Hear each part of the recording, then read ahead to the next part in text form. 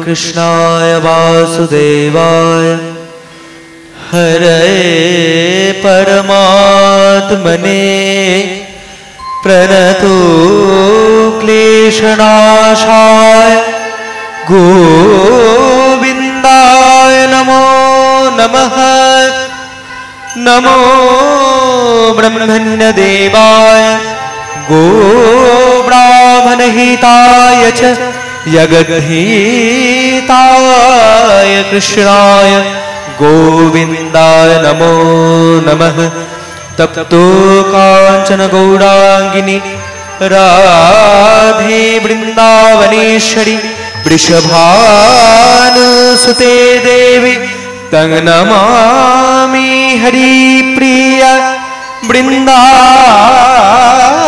तुलसीदेव्यै प्रियायै केशवस्य च कृष्ण भक्ति प्रदे देवी सत्यवत्यै नमो नमः।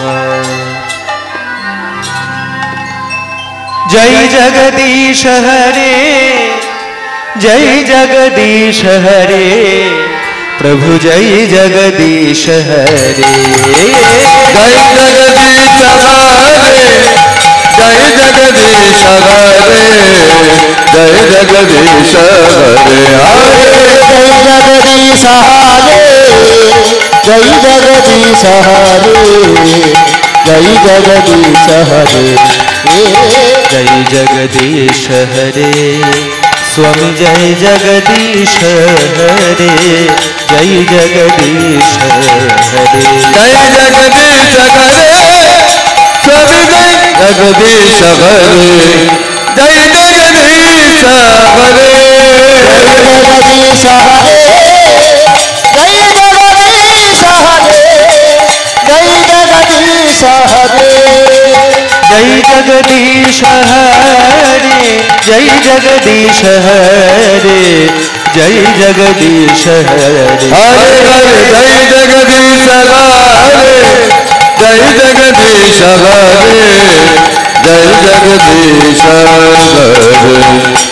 प्रलय पयोधी जले धृत मानसिदेदं विहित वहित्र चरित्रमथेदं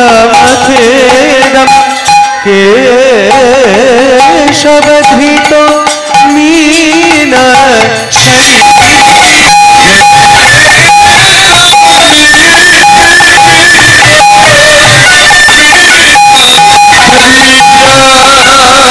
जय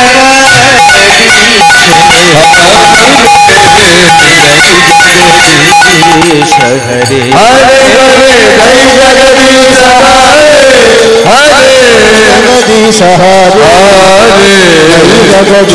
हरे हरे हरे जय जगदीश हरे जय जगदीश हरे जय जगदीश हरे।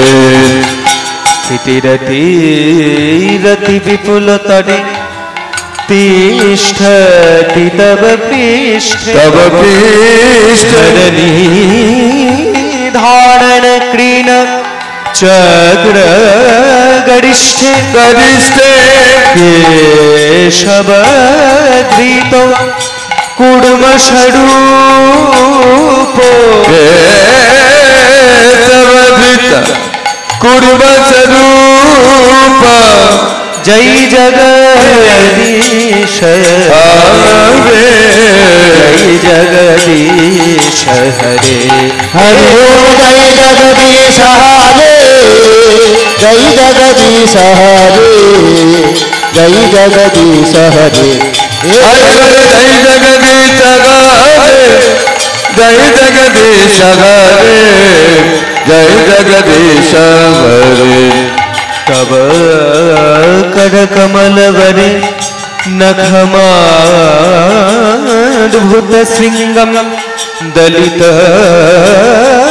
हिरण्य कशिपूतनो भृंगा शबधीत नरहरि रूप शबधीत नरहरि रूप शबधीत वामन रूप शब रूप केशवधृत भृगुपति रूप केशवधृत भृगुपति रूप केशवधृत हलधर रूप केशवधृत हलधर रूप केशवधृत बुद्ध स्वरूप केशवधृत बुद्ध स्वरूप केशवधृत राम स्वरूप केशवधृत राम स्वरूप केशवधृत कलिकी स्वरूप केशवधृत कलिकी स्वरूप केशवधृत दशविध रूप केशवधृत दशविध रूप जय जगदीश हरे जगदीश हरे जय जगदीश हरे जय जगदीश हरे जय जगदीश हरे जय जगदीश हरे जय जगदीश हरे जय जगदीश हरे जय जगदीश हरे जय जगदीश हरे वंदे हं श्री गुरु श्रीयुत पद कमलम श्री गुरु नमस्वांस श्री रूपम शाव्रजात शहोगन रघुनाथनितं त्वं सजीवं शादयितवशावधूतं परिजन सहितं श्री कृष्ण चैतन्य देवं श्री राधा कृष्ण पादं शहोगन ललिता विशाखा नितांस वंशाकल्पतरुवृष्य कृपासिन्धुभ्य एव च पतितानां पावनेभ्यो वैष्णवेभ्यो नमो नमः। ॐ सर्वमङ्गलमङ्गल्ये शिवे सर्वार्थसाधिके शरण्ये त्र्यम्बके गौरी नारायणी नमस्तुते। ॐ नमः शिवाय शान्ताय निवेदामि चात्मानं त्वंगति परमेश्वर श्री गुरु चरणेभ्यो नमो नमः। पितृमातृचरणेभ्यो नमो नमः। साधु गुरु वैष्णवेभ्यो नमो नमः। जय जगदीश हरे जय जगदीश हरे जय जगदीश हरे हरिओ जय जगदीश हरे जय जगदीश हरे जय जगदीश हरे जय जगदीश हरे जय जगदीश हरे जय जगदीश हरे हरे जय जगदीश हरे हरे जय जगदीश हरे हरे जय जगदीश हरे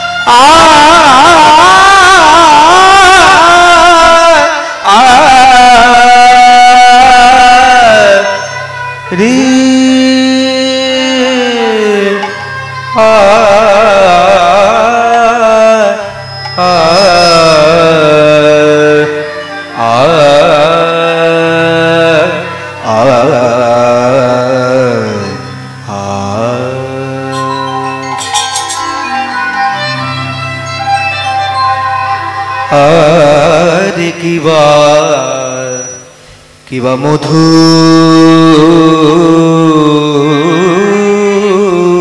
করো মধু করো রঞ্জি তো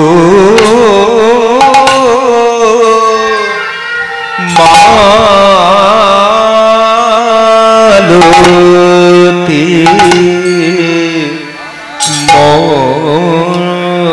মন্ডিত মধু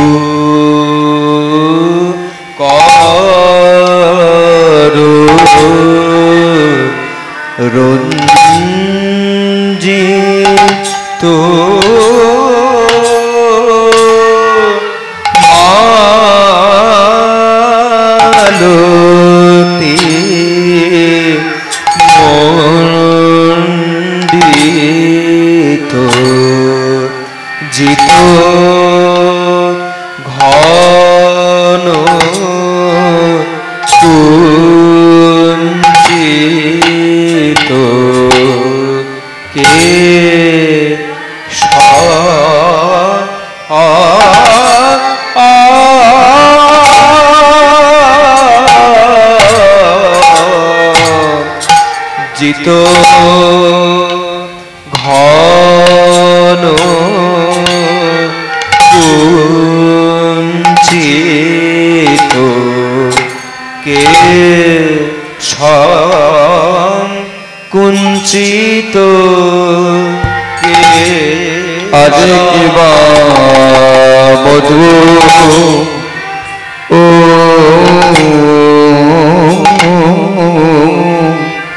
মধু করো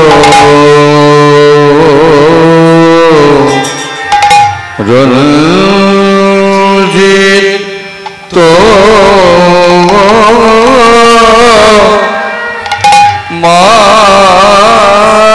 মারতি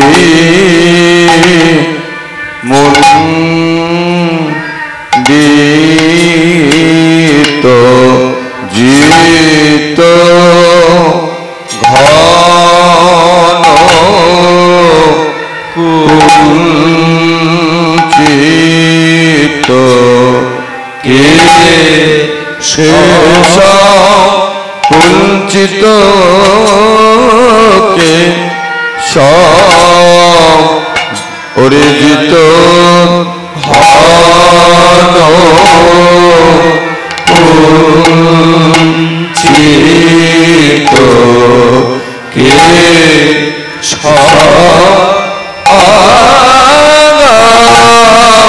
কুঞ্চিত কে কোন ভাগ্য বতী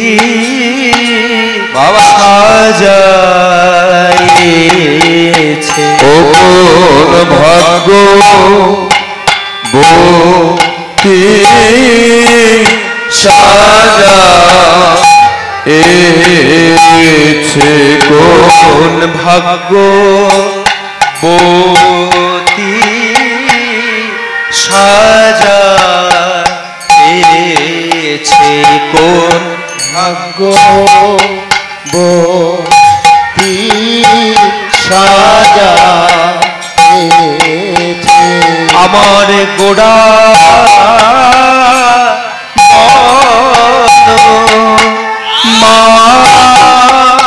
মালিকে কোন ভাগ্য বতী সাজা এছে ওরে আমার গোড়া বড় মালিকে কোন ভাগ্য বতী সাজা আমার গোড়া বন মালিকে কোন ভাগ্য বতী সাজাইছে আমার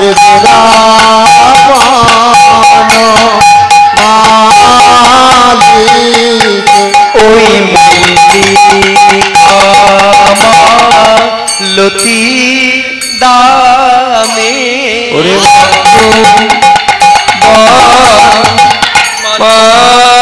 মালিকে ওই মৌলি কামালতি ফুলে ভাগ্যবতী সাজায়েছে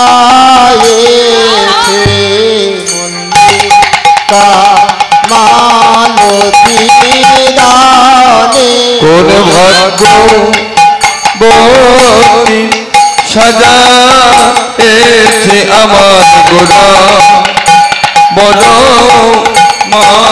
মালিকে সাজা রয়েছে আমার গোড়া বন মালিকে সাজায়েছে ওই তিন এক দুই তিন চার এক দুই তিন এক দুই ছয় সাত সাজায়েছে আমার গোড়া বন মালিকে ভগবতী সদা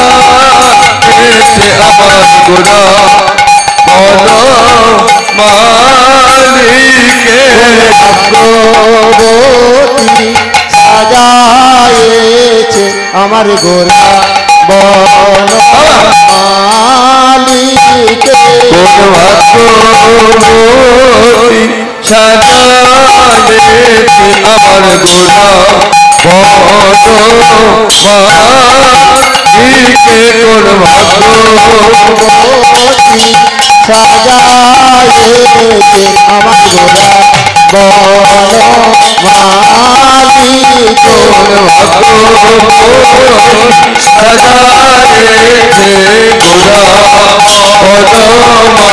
বনমালীকে কোন ভাগ্যবতী সাজায়েছে আমার গোরা বনমালীকে কোন ভাগ্যবতী সাজায়েছে গোরা বনমালীকে ভাগ্যবতী সাজায়েছে গোরা বনমালীকে সাজায়েছে গোরা বনমালীকে কোন ভাগ্যবতী সাজায়েছে মধু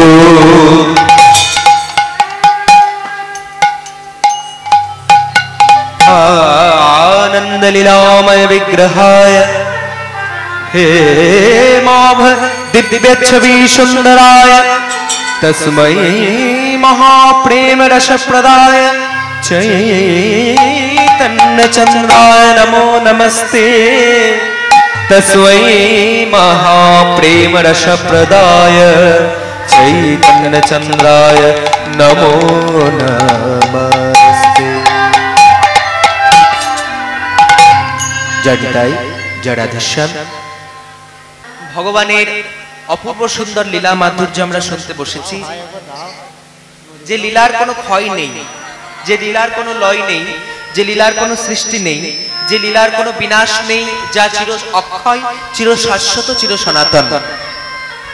এতক্ষণ পর্যন্ত সকাল থেকে তোমরা যা যা শুনেছো সবই হচ্ছে ভগবানের এক একটা লীলা।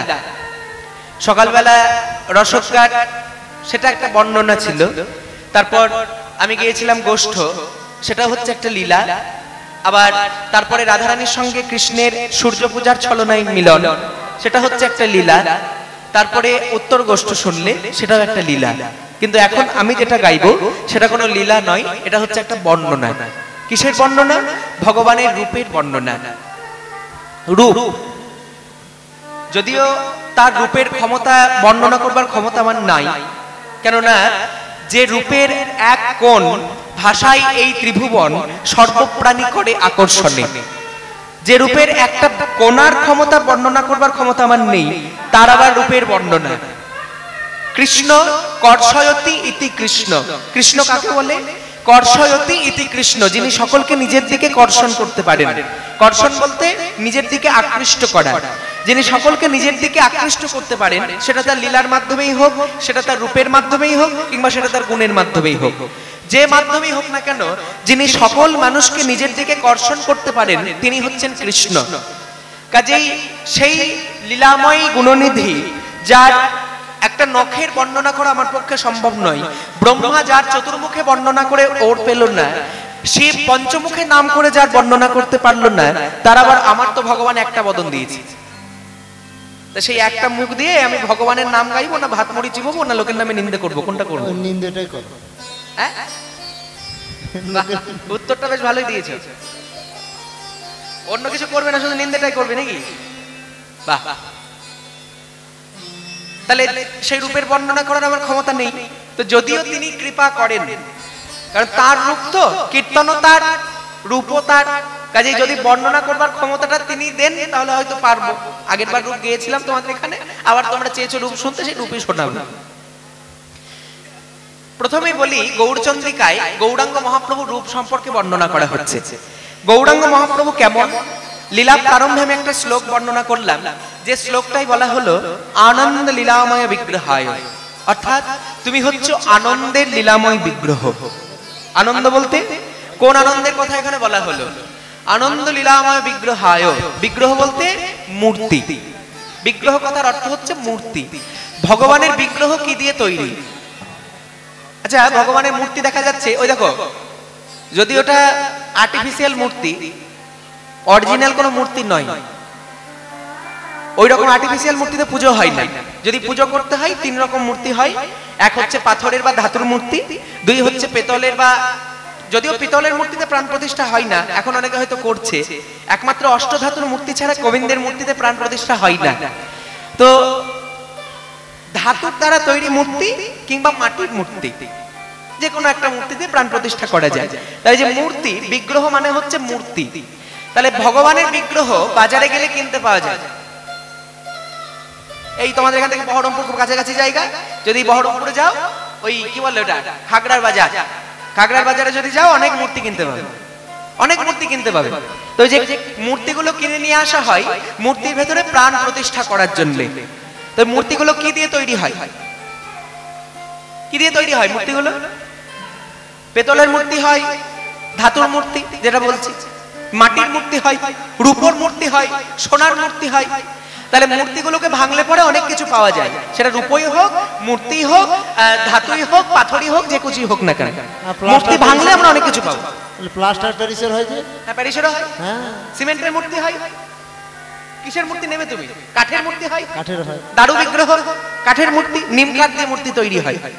তাহলে যে কিছু মূর্তি তৈরি হোক না কেন, সেগুলোকে ভাঙলে পরে আমরা ওই ধাতুগুলো পাবো বা বস্তুগুলো পাবো। কিন্তু ভগবানকে যদি সত্যি ভাবে, মানে মূর্তি ভাঙলে ওগুলো পাওয়া যায়, কিন্তু ভগবানের তত্ত্বটাকে যদি ভাঙা হয়, ভগবান কি দিয়ে তৈরি? গৌরাঙ্গ মহাপ্রভু কি দিয়ে তৈরি? মহাপ্রভুকে যদি ভাঙা হয় কি দিয়ে তৈরি? আমার এই যে শরীরটা, আমার শরীরটাকে যদি ভাঙা হয় কি পাবো? আমার এই শরীরটাকে কেটে ফেললে পরে 3টে জিনিস পাবো। কি কি? কয়েক লিটার রক্ত, কয়েক কেজি মাংস, কয়েক টুকরো হাড়, এটাই পাবো, তার বাইরে তো কিছু পাবো না। তাহলে আমাদের শরীর যেমন এই রকম রক্ত মাংস হাড় দিয়ে তৈরি, তাহলে ভগবানের মূর্তিটা কি দিয়ে তৈরি? কৃষ্ণের প্রণাম মন্ত্রে বলা আছে, দেখবে গৌরাঙ্গ মহাপ্রভু সম্পর্কে বলা হলো আনন্দ লীলাময় বিগ্রহ, তুমি হচ্ছে আনন্দের লীলাময় বিগ্রহ। কোন আনন্দ? ঈশ্বর পরম কৃষ্ণ সচ্চিদানন্দ বিগ্রহ। সৎ চিৎ আনন্দ, সচ্চিদানন্দময়, সৎ চিৎ আনন্দ। সৎ মানে অন্তরের সত্তা, চিৎ মানে হচ্ছে হৃদয়ের চৈতন্য, আনন্দ কথার অর্থ হচ্ছে নির্মল সুখ। এবার কোন আনন্দ? অন্তরের সত্তা, হৃদয়ের চৈতন্য আর নির্মল সুখ। এবার সুখটা নির্মল মানে কি? নির্মল সুখ মানে কি? যে সুখের মধ্যে কোনো ভেজাল নেই, যে সুখের মধ্যে কোনো খাদ মিশ্রিত নেই। সকালবেলা বলেছিলাম খাদ ছাড়া সোনা। মায়েরা সোনা পড়তে খুব ভালোবাসে নাকি? সোনা পড়তে ভালোবাসো তো? ভালোবাসো না? ভালোবাসো না? হ্যাঁ। যাও, কোনো উত্তর নেই। বাংলার পাঁচের মতো মুখ করে বসে থাকলে কি আর কীর্তন হয়? সবগুলো বসে আছে বাংলার পাঁচের মতো মুখ করে। গরমে বলার কিছু নেই, যে বিভৎস গরম করেছে আজকে। এরকম যদি আর কিছুদিন চলতে থাকে মানুষ নিতাই গৌর হরি বল হয়ে যাবে, আর কিছু করার নেই। আর কিছুদিনের মধ্যে 50 ছাড়িয়ে যাবে তাপমাত্রা। তাহলে কোন আনন্দ? নির্মল সুখ মানে কি? নির্মল সুখ মানে ওই যে আনন্দগুলো তোমরা পাও সিরিয়াল দেখে, ওইসব আনন্দ নয়। বড় বড় চোখ দিয়ে সিরিয়াল দেখো না সন্ধ্যেবেলা? এখন কীর্তন হচ্ছে, মায়েরা মনে মনে চিন্তা করছে এর থেকে নিম ফুলের মধু দেখলে অনেক ভালো হতো। এই যে গরম, এই গরমে কীর্তন শোনার থেকে সন্ধ্যের সময় ওই নিম ফুলের মধু দেখলে অনেক ভালো হতো। অনুরাগের ছোঁয়া দেখলে ভালো হতো, ভালো হতো না? কীর্তন টীর্তন কেউ শোনে নাকি? অনুরাগের ছোঁয়া, নিম ফুলের মধু, ওইসব দেখে যে আনন্দগুলো পাও না, সেই আনন্দের মধ্যে কোন বাস্তব জগতের যে আনন্দ, ওই বাস্তব জগতের আনন্দের সঙ্গে গৌরাঙ্গ মহাপ্রভুকে মিশিয়ে দিলে হবে না। গৌরাঙ্গ মহাপ্রভু যে আনন্দ দিয়ে তৈরি, সেটা হচ্ছে সচ্চিদা আনন্দ, সৎ চিৎ আনন্দ। এই যে কীর্তন তোমরা আজকে শুনতে বসেছো, এই কীর্তন যতক্ষণ শুনবে ততক্ষণ পর্যন্ত দেখবে যে বাইরের কোনো চিন্তা ভাবনা এই জায়গাটা অন্তত প্রবেশ করবে না। যতক্ষণ কীর্তন শুনবে ততক্ষণ সংসারের কোনো চিন্তা ভাবনা এই কীর্তনের মধ্যে প্রবেশ করতে পারবে না। এই যে নির্মল সুখ, যে নির্মলতা, যার মধ্যে কোনো বাহ্যিক জগতে প্রবেশ নেই, সেই নির্মলতাকে যদি মনের মধ্যে আনতে পারো, সেই নির্মল সুখ দিয়ে আমার গৌরাঙ্গ মহাপ্রভুর শরীরটা তৈরি।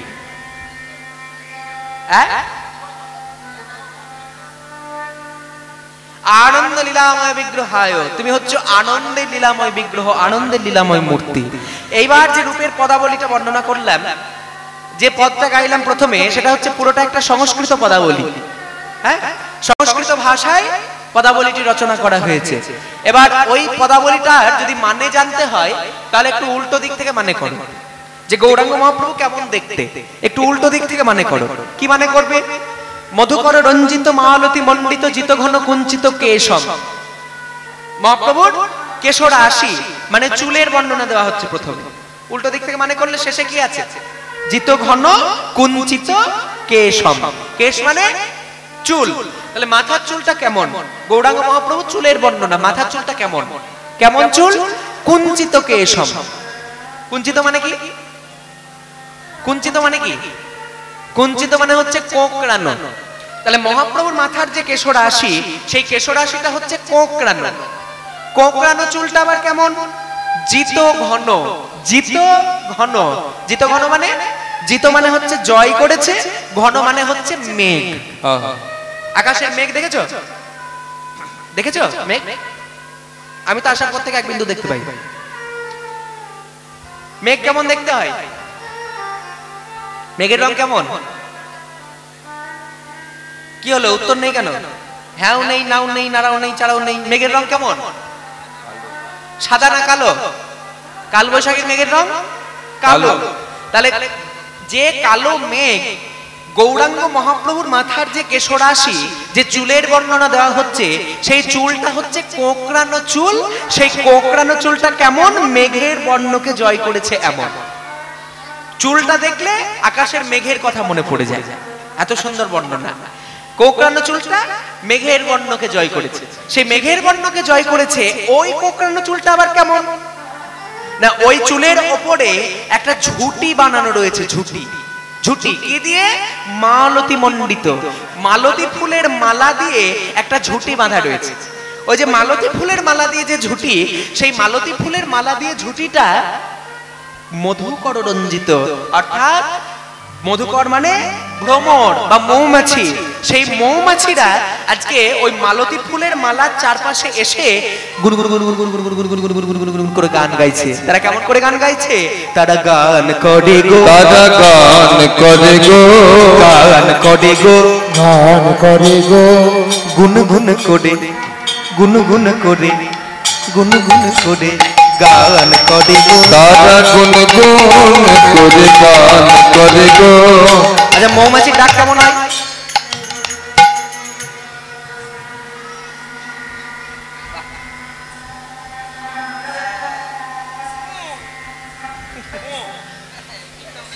বুঝতে পারলে মৌমাছির ডাক?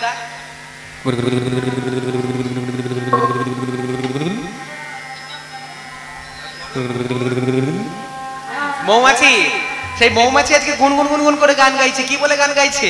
হাগৌর তোমার ভোলা বলে দেখো গুনগুন করে গান করে। হাগৌর তোমার গোলাম বলে গুনগুন করে গান করে গো।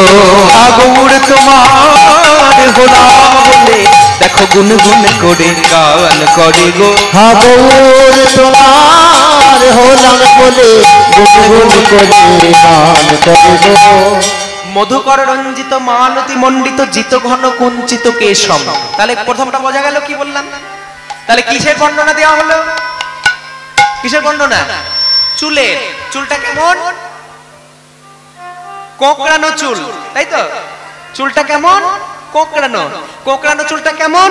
মেঘের মতো দেখতে। মেঘের মতো দেখতে চুলটা কেমন? মাথায় মালতী ফুলের মালা দিয়ে বাঁধা রয়েছে। আর ওই যে মালতী ফুলের মালাটা, ওই মালতী ফুলের মালার চারপাশে মধুকর বা ভ্রমর গুনগুন গুনগুন গুনগুন করে গান গাইছে। এবার মাথার চুল থেকে একটু নিচের দিকে নেমে যাও। চুল থেকে একটু নিচের দিকে নামো। চুলের নিচে কি থাকে? মাথার ওপর দিক থেকে যদি নিচের দিকে নামা হয়, তাহলে চুলের পরে কি? কপাল, যেটাকে ভালো কথায় বলা হয় ললাট। গৌরাঙ্গ মহাপ্রভুর ললাটটা কেমন, চুলের বর্ণনার পরে এবার কপালের বর্ণনা দিচ্ছে যে ললাটটা কেমন। শোনো ললাটটা কেমন। তিলক বিনিন্দিত শশধর রূপক, তিলক বিনিন্দিত শশধর রূপক, বিনিন্দিত শশধর রূপক,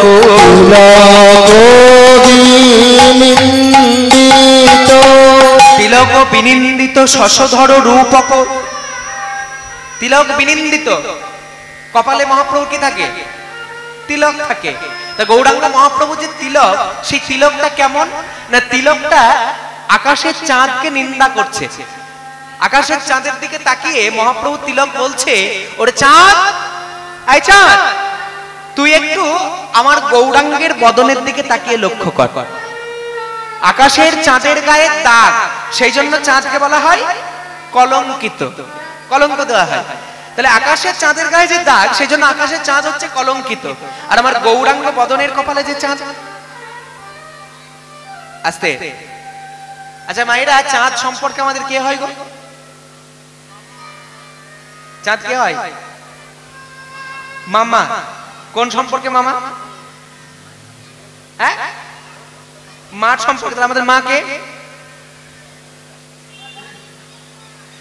চাঁদকে তো মামা সবাই বলে, কিন্তু কেন মামা হয়? এখানে মায়ের ভাই কোন মা? কোন মা? এখানে মা বলতে জগৎ জননী দুর্গা। দুর্গাকে, দুর্গা হচ্ছে সতী। সতীর ভাই হচ্ছে সম্পর্কে শিবের ভাই, সতীরও ভাই। তাহলে শিবের ভাই কি করে হয়? চাঁদের বউ কটা জানো? চাঁদের চারপাশে যে 27টা নক্ষত্র লক্ষ্য করা যায়, সেই চাঁদের 27টা নক্ষত্র হচ্ছে চাঁদের 27 জন স্ত্রী। চাঁদের একটা দুটো বউ নয়, 27টা বউ। 27টা। অতগুলো বউ নিয়ে পোষায়নি, আবার আরেকজনকে প্রেম করতে গেছিল। সে কে জানো? সে হচ্ছে গুরুদেব বৃহস্পতির স্ত্রী, যার নাম হচ্ছে তারা। তারার প্রতি আকৃষ্ট হয়েছিল চাঁদ। তাই গুরুদেব অভিশাপ দিয়েছিলেন যে হে চাঁদ, তুই এতগুলো স্ত্রী থাকা সত্ত্বেও স্বয়ং গুরুদেবের স্ত্রীর প্রতি আকৃষ্ট হলি। আমি তোকে অভিশাপ দিলাম, দিনে দিনে এই পৃথিবীর আকাশ থেকে ক্ষয় হতে হতে তুই একেবারে নিশ্চিহ্ন হয়ে যাবি। আর যখন ক্ষয় রোগে ধরলো চাঁদকে, শিবের ওই বৃহস্পতির অভিশাপে যখন চাঁদকে ক্ষয় রোগে ধরলো, তখন সেই ক্ষয় রোগটা সারানোর জন্য একমাত্র উপায় যে জানতো, সে হচ্ছে শিব ঠাকুর। এবার শিব ঠাকুরের কাছে চাঁদের স্ত্রীরা গেছে, 27 জন স্ত্রী। তাহলে চাঁদের 27 জন স্ত্রী হচ্ছে দক্ষ রাজার 27 জন কন্যা। দক্ষ রাজা নাম শুনেছো তো? দক্ষ রাজা, দক্ষ যজ্ঞ সবাই শুনেছে হয়তো। দক্ষ রাজা যে যজ্ঞ করেছিলেন শিবকে ছাড়া। তাহলে ওই যে দক্ষ রাজার 27 জন কন্যা হচ্ছে 27 জন স্ত্রী। শিবের সঙ্গে বিবাহ হয়েছিল সতী। সতী হচ্ছে বড় কন্যা, আর বাকি 27 জন কন্যা হচ্ছে চাঁদের স্ত্রী। তাহলে চাঁদ আর শিব সম্পর্কে কে হচ্ছে? কে হচ্ছে? ভাইরা ভাই। ভাই হচ্ছে না? ভাইরা ভাই হচ্ছে। তাহলে চাঁদের যদি ভাই শিব, যদি শিবের যদি ভাই হয় চাঁদ, তাহলে সতীরও ভাই। আর সতী যেহেতু আমাদের মা, জগতের জননী দুর্গা, তাহলে সেহেতু চাঁদ আমাদের মামা। তাহলে এইবার যখন শিব ঠাকুরের কাছে উপায় এই ক্ষয় রোগ সারানোর, এবার চাঁদের স্ত্রীরা শিব ঠাকুরের কাছে গিয়েছে। শিব ঠাকুরের কাছে গিয়ে বলছে, হর হর বম বম শঙ্কর কৈলাসপতি বম শঙ্কর। শিব তখন ধ্যানে বসে আছেন, আর শিবের ধ্যান ভাঙাচ্ছেন চাঁদের স্ত্রীরা।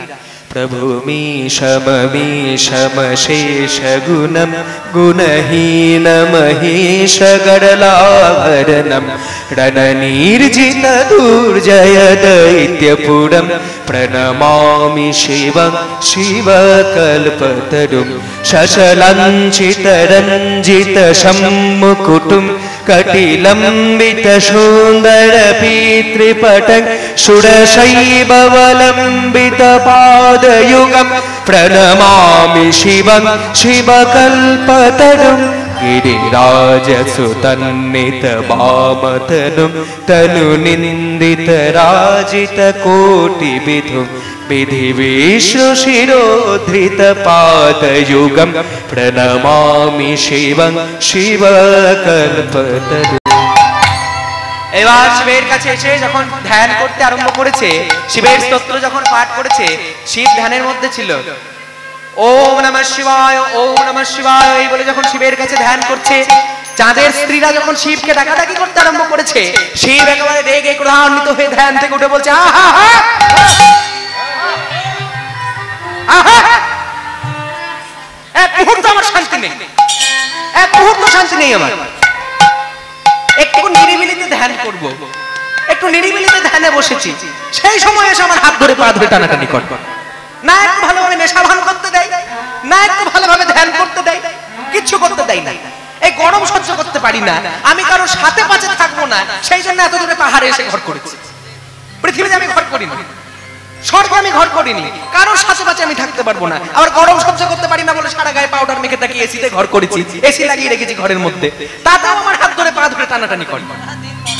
হ্যাঁ, এতটুকু শান্তি নেই আমার। এবার যখন চোখ বুঝেছিল, চোখ বুঝে এরকম ডাক শুনে এরকম বিরক্ত হয়েছে আর কি।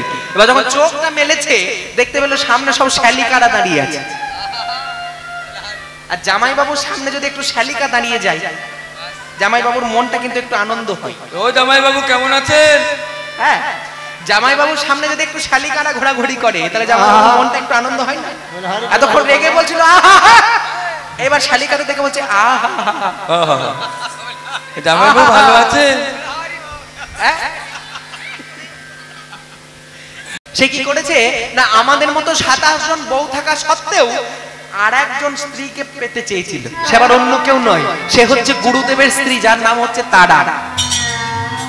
বৃহস্পতি অভিশাপ দিয়ে দিয়েছে যে দিনে দিনে সে ক্ষয় হয়ে যাবে। এখন সে যদি ক্ষয় হয়ে যায়, তাহলে তো আমরা বিধবা হয়ে যাব। এখন এই বিধবা হওয়ার হাত থেকে আপনি বাঁচাতে পারেন। আর যেই না বলেছে আপনি বাঁচাতে পারেন, সঙ্গে সঙ্গে এবার ভোলানাথকে, ভোলানাথ কি বলছে জানো? ভোলানাথ বলছে দাঁড়াও দাঁড়াও দাঁড়াও, অত চিন্তার কিছু নেই।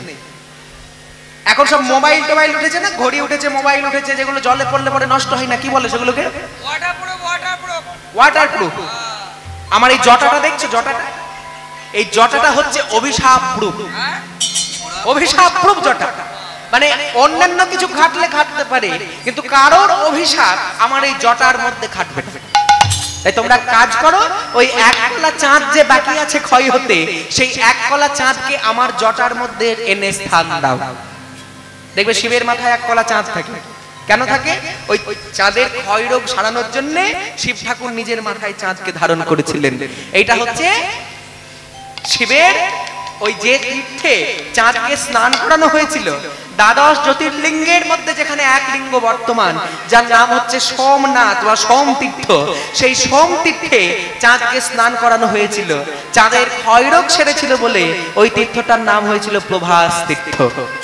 প্রভাস নদীর তীরে প্রভাস যজ্ঞ করেছিলেন যেখানে ভগবান, সেই প্রভাস তীর্থে চাঁদের ক্ষয় রোগ সেরে গেছিল। তা সেই আকাশের চাঁদকে আমার গৌরাঙ্গ মহাপ্রভুর কপালে তিলক নিন্দা করে বলছে, ওরে চাঁদ, তোর গায়ে দাগ বলে তুই হচ্ছিস কলঙ্কৃত, কিন্তু আমার গৌরাঙ্গের বদনের দিকে তুই একবার লক্ষ্য করে দেখ, আমার গৌরাঙ্গের বদনটাও হচ্ছে একটা চাঁদ, আর সেই চাঁদের গায়ে তিলকের অত সুন্দর দুটি দাগ পড়ে আমার গৌরাঙ্গের বদন চাঁদকে করেছে অলঙ্কৃত। তাই কি বলছে? তিলক বিনিন্দিত শশধর রূপ, তিলক বিনিন্দিত চন্দনে সাজায়েছে, তিলক বিনিন্দিত চন্দনে সাজায়েছে, তিলক বলা বদন পানি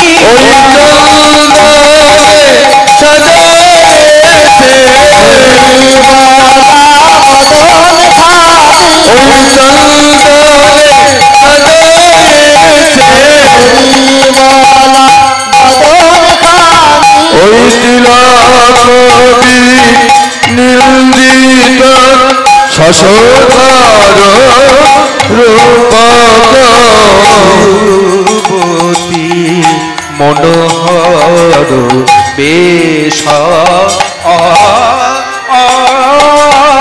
যুবতী মনোহর বেশ। গৌরাঙ্গ মহাপ্রভুর রূপের শেষ জায়গায় বলা হলো যে যুবতী মনোহর বেশম। এবার আকারটা কি দিচ্ছে দেখো পদকর্তা, বলে যুবতী ভুলিবে না কেন, ও যুবতী ভুলিবে না কেন, যুবতী ভুলিবে না কেন, যুবতী ভুলিবে না কেন। তার মানে কি বলতে চাইছে? হ্যাঁ, যুবতী মনোহর বেশম, যুবতী ভুলিবে না কেন। হ্যাঁ, তার মানে গৌরাঙ্গ মহাপ্রভুর রূপ যুবতী ভোলানো রূপ, হ্যাঁ হ্যাঁ, মেয়ে ভোলানো রূপ। শুধু মেয়ে ভোলানো লাগে। আচ্ছা সিনেমা দেখো, সিনেমা সিনেমা দেখো, যা সব সিরিয়ালের অত্যাচার আর সিরিয়াল সিনেমা দেখা যায়। সিরিয়াল দেখে দেখে তো মাথা পাগল হয়ে যাচ্ছে। সিনেমা আর কি দেখবো? যারা আগেকার দিনে সিনেমা দেখেছো, আগে তো দেখেছো যারা, অনেকেই দেখেছে আগেকার দিনে সিনেমা, তো যে সিনেমাগুলো দেখা যায় ওই সিনেমাতে নায়ক নায়িকার প্রেমে পড়ে কিংবা নায়িকা নায়কের প্রেমে পড়ে। দেখা যায় নায়ক নায়িকার পেছনে ঘোরাঘুরি করে, নায়ক নায়িকার পেছনে ঘোরাঘুরি করে, আর নায়িকা নায়কের পেছনে ঘোরাঘুরি করে, তাই তো? ও মায়ের একটা প্রশ্ন করবো, উত্তর দেবে? একটা প্রশ্ন করবো, উত্তর দেবে? যদি উত্তর দাও তাহলে প্রশ্ন করবো, নাহলে করবো না। দেবে কি দেবে না? আগে হ্যাঁ না না বলো। দেবে? সত্যি দেবে তো? সত্যি দেবে? আচ্ছা কারা কারা দেবে না একবার উল্লেখনি করো তো দেখি। মন দিয়ে শুনছে সবাই দেবে, মন দিয়ে শুনছে। আর সবাই সবাই দেবে তো? উত্তর দেবে তো? বলো। সিরিয়ালের দিব্যি দাও। সিরিয়ালে দিবি? বেশ, আর জিজ্ঞাসা করি, বলছি জীবনে কোনোদিনও প্রেম করেছো? কঠিন প্রশ্ন, বলে হারি প্রশ্ন। পারবে উত্তর দিতে? জীবনে প্রেম করেছো কোনোদিন? তা তোমায় বলবে কেন বাবু, করেও যদি থাকে? বলে প্রেম যদি করবো তোমায় বলবো কেন? পার্সোনাল ম্যাটার, না বলতেই পারি। হ্যাঁ বেশ, যারা করেছো করেছো, করনি যারা করনি তারাও ভালো করেছো, যারা করেছো তারা আরো ভালো করেছো।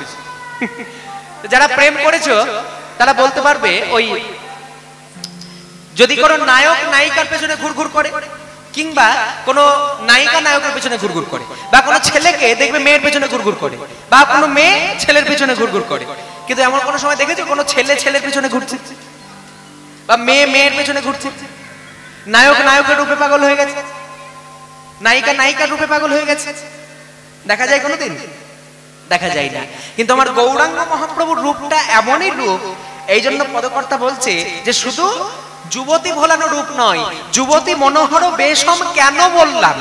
যুবতী মনোহর ভোলানো মানে যুবতীর মন ভোলানো রূপ কেন বললাম? তার কারণ আখরটা লক্ষ্য করো ভালোভাবে, বললে যুবতী ভুলিবে না কেন, আগা যুবতী ভুলিবে না কেন, দেখো কত পুরুষ কাঁদিতেছে, যুবতী ভুলিবে না কেন, কত পুরুষ কাঁদিতেছে, আমার গোড়ারূপে নয়ন দিয়ে ওইটা কত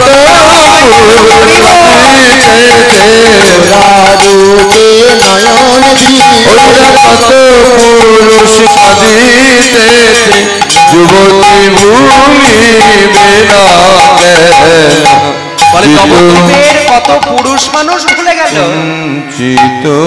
নবদ্বীপের কত পুরুষ মানুষ গৌর গৌর বলে কান্নাকাটি করছে গৌরাঙ্গ মহাপ্রভুর রূপে পাগল হয়ে, তাহলে যুবতীরা ভুলবে না? পুরুষ মানুষই যদি ভুলে যায় তাহলে যুবতীরা তো ভুলবেই, এটা তো স্বাভাবিক। এই জন্য বললো কলয় গৌর মুদারণ, কলয় গৌর মুদারণ, আমার গৌরকে দেখে নাও, কেমন গৌর? মুদারণ, উদার গৌর। এমন উদার গৌর আর হবে না। এই উদার গৌর একমাত্র কলিযুগের ভাগ্যে হবার ছিল, তাই হয়ে গেল। এই যে প্রেমের কথা বললাম, এই প্রেমকে 5 ভাগে ভাগ করা যায়। এই প্রেম কিন্তু বাস্তব জগতের প্রেম নয়। এখনকার দিনে বলা বাহুল্য, এখনকার দিনে কোনো ছেলে মেয়েরা যদি প্রেম করে বলবে আমরা রাধা কৃষ্ণের মতো প্রেম করেছি। হ্যাঁ, এখনকার দিনে ছেলে মেয়েরা যদি প্রেম করে বলবে আমরা রাধা কৃষ্ণের মতো প্রেম করেছি। বলে তাই যদি হয়, রাধা কৃষ্ণের মতো প্রেম যদি করে থাকো, তাহলে তো কৃষ্ণ সাপের মাথাতেও নৃত্য করেছিল নাকি? কৃষ্ণ তো সাপের মাথাতেও নেচেছিল। তুমি একটা খড়ি সাপের মাথায় নাচো তো দেখি, খড়ি সাপের মাথায় নাচো, পারবে? কৃষ্ণের মতো প্রেম করবো বলছো, তাহলে কৃষ্ণের মতো প্রেম করতে গেলে কৃষ্ণের মতো সাপের মাথায় নাচো। কৃষ্ণ তো কড়ি আঙুলে পাহাড়ও তুলেছিল, তুমি কড়ি আঙুলে একটা ইট তুলে দেখাও দেখি, পারবে? পারবে না। কৃষ্ণ যখন পড়াশোনা করেছিল একসঙ্গে 64 রকম বিষয় পড়াশোনা করেছিলেন।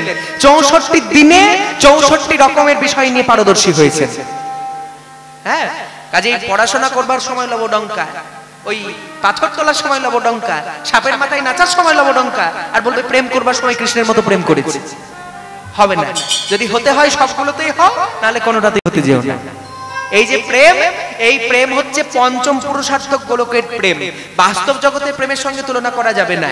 পঞ্চম পুরুষার্থক গোলকের প্রেম মানে এই প্রেমকে 5 ভাগে ভাগ করা যায়।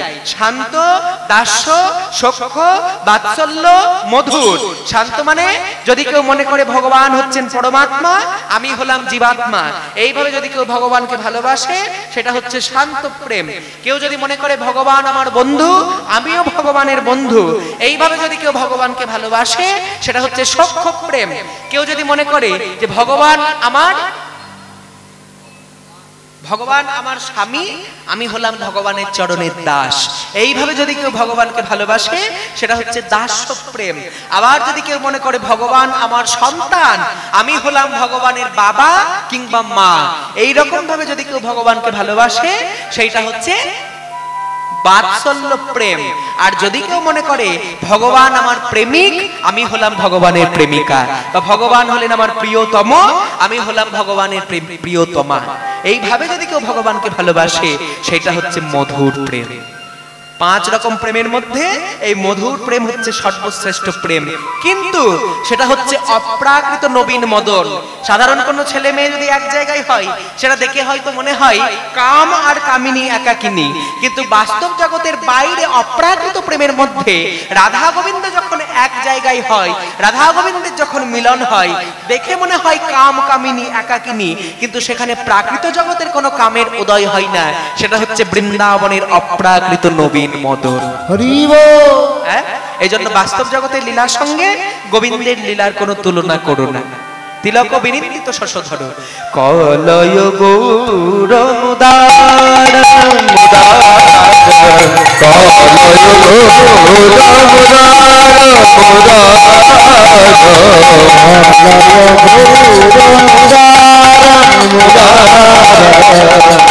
কলয় গৌর কলয় কলয়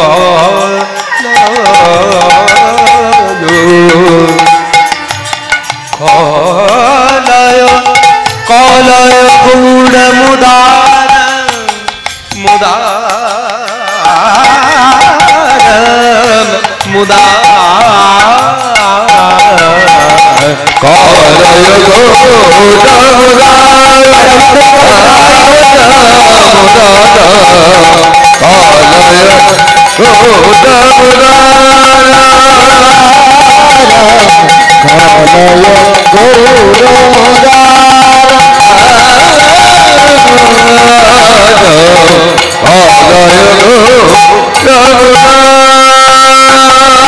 নিন্দিত হাটক কান্তি কলে বড়, নিন্দিত হাটক কান্তি কলে বড়। নিন্দিত হাটক, হাটক মানে, হাটক মানে কি? হাটক মানে জানো? হাটক মানে হচ্ছে সোনা, হাটক কথার অর্থ সোনা। বলছে গৌরাঙ্গের রূপ সোনাকে নিন্দা করছে, সোনাকে নিন্দা করছে, নিন্দা। ওই যে সকালে বলেছিলাম সব পড়ালে তো ছাই হয় না, সব পড়ালে কি ছাই হয়? কাঠ পড়ালে ছাই হয়, কাগজ পড়ালে ছাই হয়, কিন্তু আমি যদি সোনা পড়াই, সোনা কি ছাই হবে? সোনা যদি শাকরার কাছে যায়, শাকরার কাছে সোনাকে নিয়ে গিয়ে পুড়িয়ে দিলে সোনার রূপটা আরো উজ্জ্বলতা বৃদ্ধি পায়, সোনাটা আরো চকচকে হয়, খাদবিহীন খাঁটি সোনায় পরিণত হয়। তা আমার গৌরাঙ্গ মহাপ্রভুর কাছে যদি কোনো সোনার গয়নাকে নিয়ে যাওয়া হয়, সোনার গয়না মহাপ্রভুর গলায় পরিয়ে দিলে সোনার গয়না শাকরার কাছে গিয়ে বলে, ভাই আমাকে আর একটু পুড়িয়ে দাও। কেন জানো? এই গৌরাঙ্গের রূপের কাছে আমার রূপ কিছুই নয়। নিন্দিত হাটক কান্তি কলে আমার গোটা গোরা রূপের কাছে আমার নিন্দিত হাটক খান্তি কলে বড় রূপিত রূপিত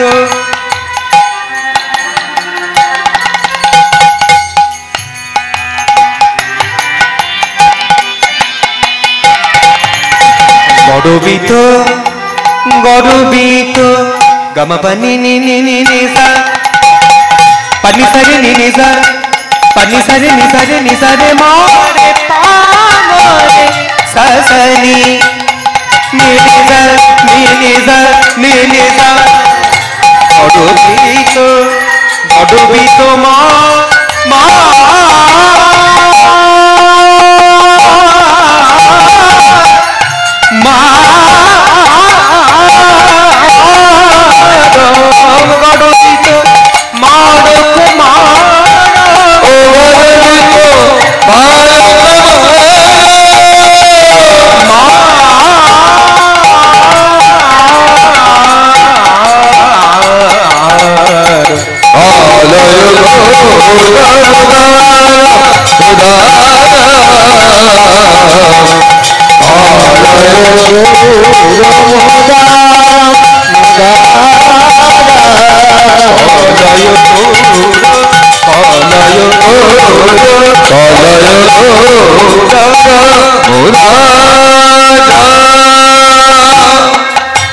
এজন্য বললো এমন উদার গৌর এই পৃথিবীতে আর কোনোদিনের জন্য হবার নয়, একমাত্র কলিযুগের মাটিতে হবার ছিল।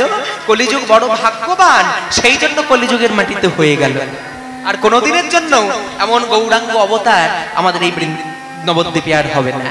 হ্যাঁ, গৌরাঙ্গ মহাপ্রভুর হাসিটা কেমন?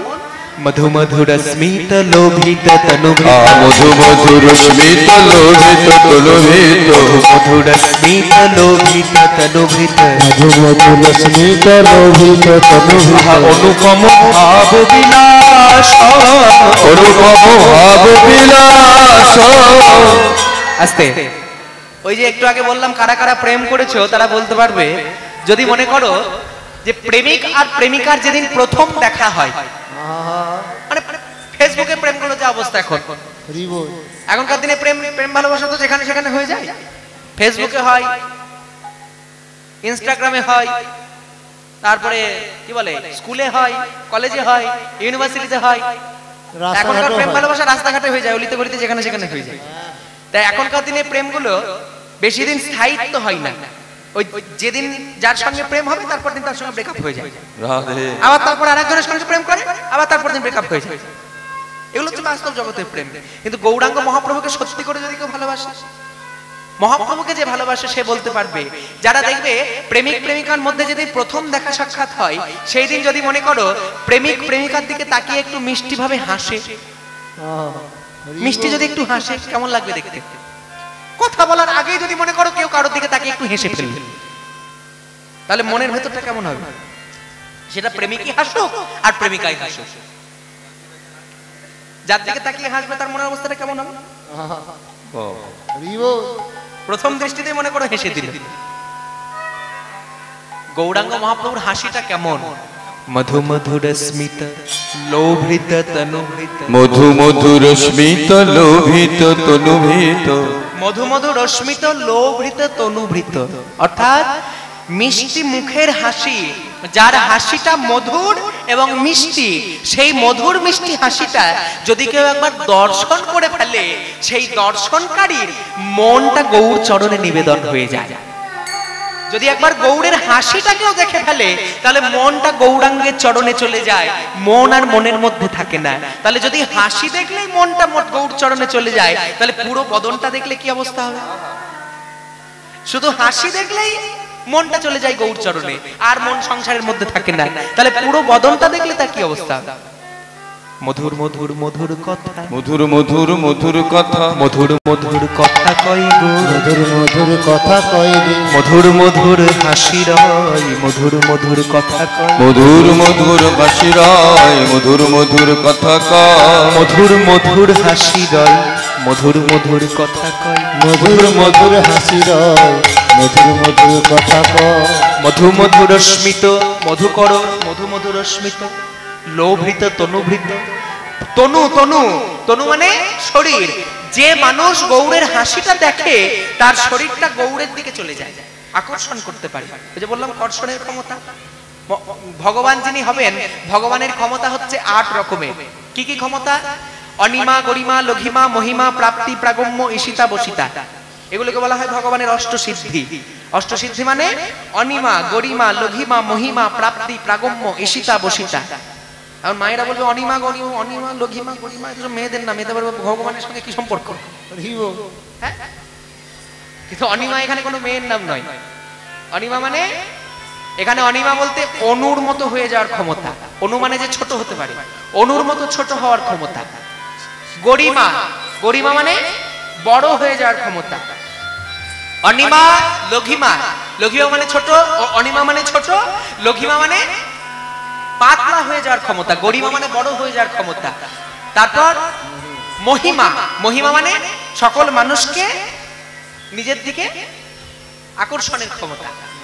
প্রাপ্তি মানে কোনো কিছু পাওয়ার ক্ষমতা। প্রাগম্য মানে কোনো কিছু দেওয়ার ক্ষমতা। ঈশিতা, ঈশিতা মানে, ঈশিতা মানে হচ্ছে জয় করবার ক্ষমতা। বসিতা মানে বশীকরণ করবার ক্ষমতা। তাহলে বুঝতে পারা গেল আটটি ক্ষমতা কি কি? তাহলে অনিমা, গরিমা, লঘিমা, মহিমা, প্রাপ্তি, প্রাগম্য, ঈশিতা, বসিতা। তাহলে এই যে ভগবানের অষ্টসিদ্ধি মানে 8 প্রকার ক্ষমতা, ভগবান কাকে বলে? এই যে তোমরা ভগবান ভগবান এত করছো, ভগবান কাকে বলে? ভগবান হচ্ছেন তিনি যার মধ্যে 6টি গুণ বর্তমান থাকে। সেই 6টি গুণ কি কি? বিষ্ণু পুরাণে বলা হয়েছে, দেখবে, সমগ্রস্য ঐশ্বর্যস্য যশস্য শ্রিয় জ্ঞান বৈরাগ্যস্যৈব সন্ন্যাং ভগৈতিঙ্গনা। অর্থাৎ জ্ঞান আছে যার, তাকে কি বলে? কি বলে? জ্ঞানবান। জ্ঞানবান। ধন আছে যার, ধনবান। ঠিক সেরকম ভগ আছে যার, তিনি ভগবান। তাহলে ভগ আছে যার, তিনি হচ্ছেন ভগবান। ভগ মানে 6টি, শ্রী, জ্ঞান, যশ, ঐশ্বর্য, বীরত্ব, বৈরাগ্য। এই 6টি জিনিস পরিপূর্ণ রূপে যার মধ্যে বর্তমান, তিনি হচ্ছেন ভগবান। তাহলে ভগবান কাকে বলে বোঝা গেল? এই হচ্ছে ভগবানের সংজ্ঞা। সমগ্রস্য ঐশ্বর্যস্য যশস্য শ্রিয় জ্ঞান বৈরাগ্যস্যৈব সন্ন্যাং ভগৈতিঙ্গনা। বিষ্ণু পুরাণ থেকে বললাম। এইবার তাহলে ভগবান যে এত সুন্দর অষ্টসিদ্ধি নিয়েছেন, এত 8 রকমের ক্ষমতা তার মধ্যে রয়েছে, গৌরাঙ্গ মহাপ্রভুর ক্ষমতা কিন্তু তাই কি? মধু মধু রশ্মিত লোভৃত তনুভৃত অনুপম ভাব বিলাসং, তার নব নব ভাবের উদয় সর্বদা। তাছাড়া কি আছে তার মধ্যে? দেখো, ওই দেখো, পরমা কিঞ্চন কিঞ্চন নরগণ, পরমা কিঞ্চন কিঞ্চন নরগণ, কিঞ্চন কিঞ্চন নরগণ, পরমা কিঞ্চন কিঞ্চন নরগণ, করুণা বিতরণশীল, কিঞ্চন কিঞ্চন নরগণ, করুণা বিতরণশীল, করুণা করুণা করুণা করুণা বিতরণ। সে যে যেচে সেতে সকলকে করুণা করেছে। গৌরাঙ্গ মহাপ্রভুকে বলার দরকার হয় না যে তুমি আমায় করুণা করো। মহাপ্রভু যদি কারোর মহাপ্রভুর প্রিয় জিনিস নিয়ে যদি কেউ মহাপ্রভুর কাছে যেতে পারো, মহাপ্রভুকে বলবার দরকার হয় না, মহাপ্রভু নিজে থেকেই মানুষকে আপন করে নেন। অনুরাগ, যদি অনুরাগ ভরে তাকে কেউ সেবা দিতে পারো, যদি প্রেম ভরে তাকে একবার কেউ ডাকতে পারো, মহাপ্রভুকে বলার দরকার নেই প্রভু তুমি আমায় কৃপা করো, মহাপ্রভু নিজে থেকেই তাকে করুণা করে দেয়। হ্যাঁ, করুণা বিতরণ শীল করুণা বিতরণ কবিত দূরবর্তী রাধা মোহন নামক নিরূপম লীলা কবিত দূরবর্তী রাধা মোহন নামক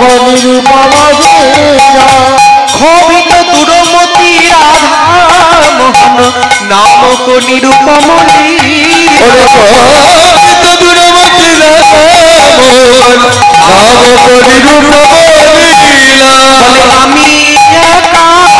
আমি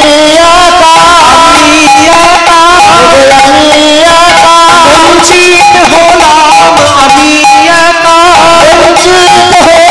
করুণার সিন্ধু অবতারে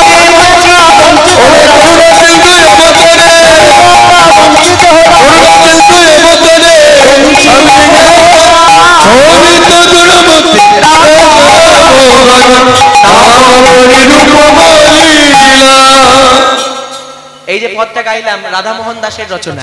রাধামোহন দাস গৌরাঙ্গ মহাপ্রভু রূপের সম্পর্কে বর্ণনা করেছেন। এছাড়াও আরো পদ আছে। গৌরাঙ্গ মহাপ্রভুকে যখন বিয়ের সাজে সাজানো হয়েছিল, মহাপ্রভুকে যখন বিয়ের সাজে সাজানো হয়েছিল, তখন বিষ্ণুপ্রিয়াকে যখন বিয়ে করতে যাচ্ছেন মহাপ্রভু, তাকে কেমন ভাবে সাজানো হয়েছিল জানো? আচ্ছা মায়েরা বলো তো, মহাপ্রভুর প্রথম স্ত্রীর নাম কি? জোরে বলো। জানো অথচ আস্তে আস্তে বলছো কেন? হ্যাঁ, মহাপ্রভু প্রথম স্ত্রীর নাম কি? লক্ষ্মীপ্রিয়া। লক্ষ্মীপ্রিয়ার সঙ্গে প্রথম বিবাহ হয়েছিল গৌরাঙ্গ মহাপ্রভুর। লক্ষ্মীপ্রিয়া সর্পদংশনে মারা যায়, প্রাণ ত্যাগ করে। যদিও অনেকে বলে সর্পদংশনে লক্ষ্মীপ্রিয়ার প্রাণ যায়, কিন্তু এই সর্প কোনো প্রাকৃত জগতের কাল সর্প নয়। মহাপ্রভু যখন তাকে রেখে দিয়ে, মহাপ্রভু যখন তাকে বাবার বাড়িতে রেখে ওই গেছিলেন গয়া ধাম পিতার উদ্দেশ্যে পিণ্ডদান করবার জন্য, খুব ভালোবাসতো তো গৌরহরিকে, এত ভালোবাসতো মহাপ্রভুর বিরহ সে সহ্য করতে পারেনি। মহাপ্রভু যে তার কাছে ছিল না, সেই বিরহ সে সহ্য করতে পারেনি। বিরহ সর্পের দংশনে সে মারা যায়। তারপরে যখন জোর করে সচিমা আবার দিয়ে দিলেন বিষ্ণুপ্রিয়ার সঙ্গে দ্বিতীয় স্ত্রী। দ্বিতীয় স্ত্রী হচ্ছেন বিষ্ণুপ্রিয়া। বিষ্ণুপ্রিয়ার সঙ্গে যখন মহাপ্রভুকে বিবাহ দেওয়া হলো, বিয়ের সাজে যখন গদাধর সাজিয়ে দিচ্ছেন, নরহরি যখন সাজিয়ে দিচ্ছে মহাপ্রভুকে, কেমন দেখতে লাগছে?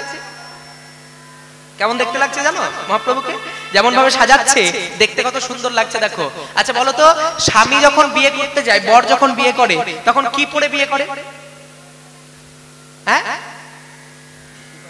কি পরে? জিন্সের প্যান্ট।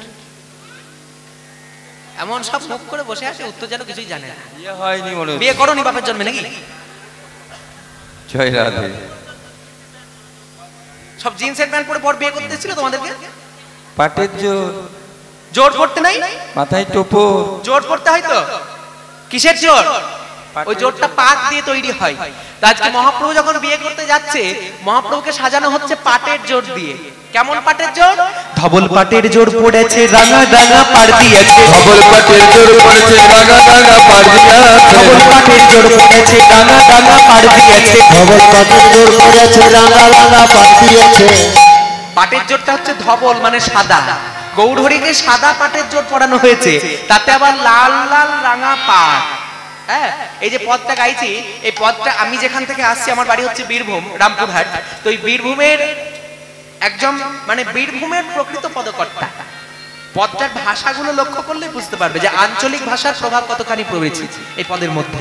দেখো, ধবল পাটের জোর পড়েছে, রাঙা রাঙা পাড় দিয়েছে। ধবল পাটের জোর পড়েছে, রাঙা রাঙা পাড় দিয়েছে। ধবল পাটের জোর পড়েছে, রাঙা রাঙা পাড় দিয়েছে। চরণ পর দিলে যেছে কোচা গো, চরণ পর দুলে দিছে কোচা গো, চরণ পর দুলে গেছে কোচা গো, চরণ পর দুলে দিছে কোচা গো। ধবল পাটের জোর পড়েছে, আস্তে পড়েছে, ধবল পাটের জোর পড়েছে, রাঙা রাঙা পাড় দিয়েছে। বীরভূম জেলার আঞ্চলিক ভাষা। দেখবি আর বলে না, এই মুর্শিদাবাদে দেখা যায়, যখন দুজন মা কথা বলে, একেবারে কি রে কোথায় গেলছিলি, কতি কীর্তন শুনতে যাবি না, বলে না বলে না, ফোন করে বললো এটা ডায়মন্ড। তাহলে এটা যেটা বলা হচ্ছে, এটা হচ্ছে আঞ্চলিক ভাষার প্রভাব। ঠিক সেই রকমই এই পদের মধ্যে পদকর্তা তার আঞ্চলিকতার প্রভাব দেখিয়েছেন। কেমন? ধবল পাটের জোর পড়েছে রাঙা রাঙা পাড় দিয়েছে ধবল পাটের জোর পড়েছে রাঙা রাঙা পাড় দিয়েছে পাটের জোর পড়েছে রাঙা রাঙা পাড় দিয়েছে ধবল পাটের জোর পড়েছে রাঙা রাঙা পাড় দিয়েছে চরণ পর দুলে যেছে কোচা গো চরণ পর দুলে যেছে কোচা গো চরণ পর দুলে যেছে কোচা গো তার চরণ পর দুলে যেছে কোচা গো চরণ পর দুলে যেছে মানে কোচাটা দুলতে দুলতে যাচ্ছে আর চরণ পর দুলে যেছে কোচা যখন কোচা দুলতে দুলতে যাচ্ছে চরণের উপরে পা দুটো দেখা যাচ্ছে কোচাটা দুলছে আর চরণ যুগল যখন দেখা যাচ্ছে তাতে কত সুন্দর গয়না পরানো আছে দেখো বাঁকমল সোনার নুপুর বেজে যেছে মধুর মধুর বাঁকমল সোনার নুপুর বেজে যেছে মধুর মধুর বাঁকমল সোনার নুপুর বেজে যেছে মধুর মধুর বাঁকমল সোনার নুপুর বেজে যেছে মধুর মধুর বাঁকমল সোনার নুপুর বেজে যেছে মধুর মধুর বাঁকমল সোনার নুপুর বেজে যেছে মধুর মধুর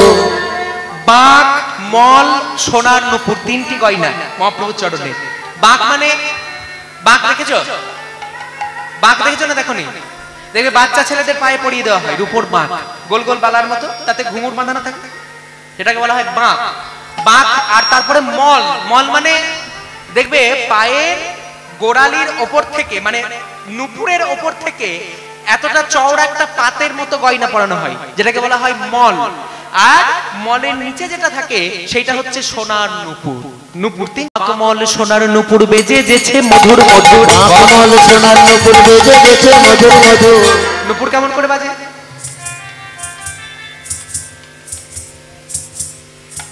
রুনু ঝুনু বাজিছে রুনু ঝুনু বাজিছে রুনু ঝুনু বাজিছে রুনু ঝুনু বাজিছে রুনু ঝুনু রুনু ঝুনু রুনু ঝুনু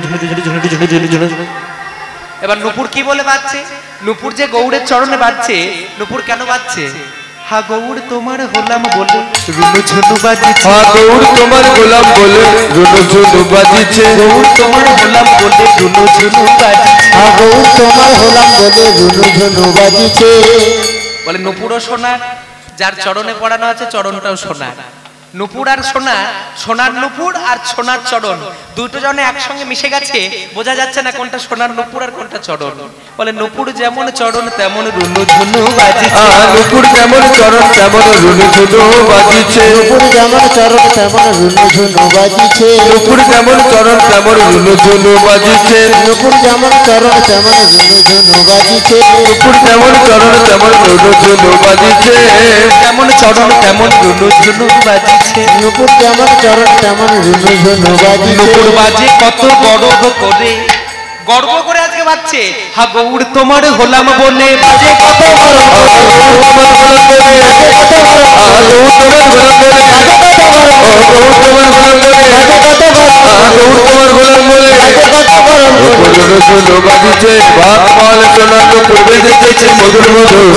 এবার যেন সুন্দরভাবে বাজতে বাজতে যাচ্ছে তার নয়ন বয়ান যেন কুন্দে কোটা গো নয়ন বয়ান যেন কুন্দে কোটা গো নয়ন বয়ান যেন কুন্দে কোটা গো নয়ন বয়ান যেন কুন্দে কোটা গো বলছে গৌরাঙ্গ মহাপ্রভুর নয়ন নয়ন মানে হচ্ছে নয়ন বয়ান মানে হচ্ছে বদন নয়ন আর বয়ন বয়ান যেন কুন্দে কোটা মানে কোদাই করা সোনা কোদাই করা সোনা দিয়ে আমার গৌরাঙ্গের বদনটা তৈরি তার নয়ন বয়ান যেন কুন্দে কোটা গো নয়ন বয়ান যেন কুন্দে কোটা গো তারপর এবার দেখো মহাপ্রভু যে আজকে নৃত্য করতে করতে যাচ্ছেন বিয়ে করতে যাচ্ছেন তাতেও না মুখের নাম বদনে নাম তার সঙ্গে দুটি বাহু তুলে নৃত্য করতে করতে যাচ্ছে আর ওই নৃত্যটা দেখে কি মনে হচ্ছে জানো চন্দন মাখা গোড়াড়াই বাহু দুলাইয়ে নিচে যায় চন্দন মাখা গোড়াড়াই বাহু দুলাইয়ে নিচে যায় চন্দন মাখা গোড়াড়াই বাহু দুলাইয়ে নিচে যায় চন্দন মাখা গোড়াড়াই বাহু দুলাইয়ে নিচে যায় চন্দন মাখা গোড়াড়াই বাহু দুলাইয়ে নিচে যায় এই যে বাহু দুটো দুলছে দেখে যেন মনে হচ্ছে হাতির সুর দুলছে। যেন হাতির সুর দুলিছে, হাতির সুর দুলিছে, হাতির সুর দুলিছে। বাহু নয় হাতির সুর দুলছে, বাহু নয় হাতির সুর দুলিছে। চন্দন মাথা গোড়ায় বাহু তোলাই নেচে যায়, চন্দন মাথা গোড়ায় বাহু তোলাই নেচে যায়। গোড়ার রূপ দেখিয়া ভুবন মূর্ছায় গো, গোড়ার রূপ দেখিয়া ভুবন মূর্ছায় গো, রূপ দেখিয়া ভুবন মূর্ছায়, রূপ দেখিয়া ভুবন মূর্ছায় গো। গোড়ার রূপের জালে পড়ে সমস্ত ভুবনের যারা বাসিন্দা, সমস্ত বিশ্বভুবন যেন গৌরাঙ্গ মহাপ্রভুর চরণে পড়ে যাচ্ছে। এবার যিনি পদ রচনা করলেন যার নাম হচ্ছে লোচন দাস, সেই লোচন দাস পদকর্তা এক পাশ থেকে দাঁড়িয়ে বলছে, লোচন দাস কি বলছে না, শোনো শোনো ভাই, গৌর যে নৃত্য করতে করতে যাচ্ছে তাকে একটু আটকে রাখো, একটু আটকে রাখো। গৌর নৃত্য করতে করতে চলে যাচ্ছে, দাঁড় করাও, তো চলে যাবে, ওকে একটু যদি দাঁড় করাতে পারো আমি একটু জানালা থেকে দেখে নেব। যদি একবার গৌরকে কেউ দাঁড় করিয়ে রাখতে পারো, আমি একটু জানালা থেকে গৌরকে দেখতে চাই। সামনাসামনি গিয়ে আমি তাকে আটকাবো না, কিন্তু আমি জানালা থেকে তাকে দেখবো, কথার ছলে একটু তাকে আটকে রাখো। দেখবে কোনো মানুষ যদি হাঁটতে হাঁটতে চলে যায়, তাকে যদি কেউ গিয়ে জিজ্ঞাসা করে একটু দাঁড় করিয়ে রেখে, হ্যাঁ রে কেমন আছিস, কি করছিস, এরকম কেউ যদি জিজ্ঞাসা করে, তাহলে সে তো দাঁড়াবে একটু। পদকর্তা বলছে, আমার গৌর যে চলে যাচ্ছে, আমার গৌরের কাছে গিয়ে ওকে কথার মধ্যে দিয়ে একটু আটকে রাখো, আমি গৌরকে ততক্ষণ একটু দেখে নিই। যদি কেউ আমার ব্যথার ব্যথিক থাকে কথার ছলে খানিক, আমার ব্যথার ব্যথিক থাকে কথার ছলে খানিক রাখে, আমার ব্যথার ব্যথিক থাকে কথার ছলে খানিক রাখে, আমার ব্যথার ব্যথিক থাকে কথার ছলে খানিক রাখে। আমি নয়ন ভরে দেখি রূপখানি গো, আমি নয়ন ভরে দেখি রূপখানি গো, আমি নয়ন ভরে দেখি রূপখানি গো, আমি নয়ন ভরে দেখি রূপখানি গো। এবার লোচন দাস এক পাশ থেকে দাঁড়িয়ে বলছে, লোচন দাস বলে কেন নয়ন দিলি গৌর পানি, লোচন দাস বলে কেন নয়ন দিলি গৌর পানি, লোচন দাস বলে কেন। এই যে লোচন দাস, তার যখন লোচন দাসের ঘটনাটা একটু বলি। লোচন দাসের যখন বিবাহ হয়েছিল, লোচন দাসের বয়স ছিল তখন 18 বছর। লোচন দাসের যখন বিবাহ হলো, লোচন দাসের বয়স হচ্ছে 18 বছর। আর লোচন দাসের যার সঙ্গে বিয়ে হয়েছিল তার বয়স ছিল 3 বছর। 3 বছরের একটা মেয়ে আর 18 বছরের একটা ছেলে। তখনকার দিনে মেয়েদেরকে খুব কম বয়সে বিয়ে দেওয়া হতো, তার কারণ ওই সমাজের কুদৃষ্টি যদি কোনো সুন্দরী মেয়ের ওপর পড়ে যেত, তাহলে সেই সমস্ত মেয়েদেরকে আর বাঁচানো যেত না। সেজন্য যাতে খুব তাড়াতাড়ি বিয়ে দিয়ে মেয়েদেরকে বাবার বাড়িতেই রাখা হতো, কিন্তু বিয়েটা দিয়ে দিলে পরগোত্র হয়ে যেত, সমাজের কুদৃষ্টি আর তাদের উপর পড়তো না। সেজন্য বাবা মা ভয় করে আগে থেকেই ছোট থেকেই বিয়ে দিয়ে দিতেন। তা লোচন দাসের যখন 18 বছর বয়স, তখন তার স্ত্রীর বয়স হচ্ছে 3 বছর। 3 বছরের মেয়ের সঙ্গে যখন লোচন দাসের বিয়ে হলো, বিবাহের রাত্রিতে লোচন দাস তার স্ত্রীর কাছে হাত পেতে দাঁড়িয়েছে, আঁচল পেতে দাঁড়িয়েছে। দেখবে বিয়ের একদিন পরে যে রাত্রিটা হয়, সেটা স্বামী আর স্ত্রীর কাছে খুব গুরুত্বপূর্ণ। নতুন বিবাহের একদিন পর যে রাত্রি, সেই রাত্রির নাম হচ্ছে ফুলশয্যা। সেই ফুলশয্যার রাত্রি স্বামীর কাছেও যতটা গুরুত্বপূর্ণ, স্ত্রীর কাছেও ততটা গুরুত্বপূর্ণ।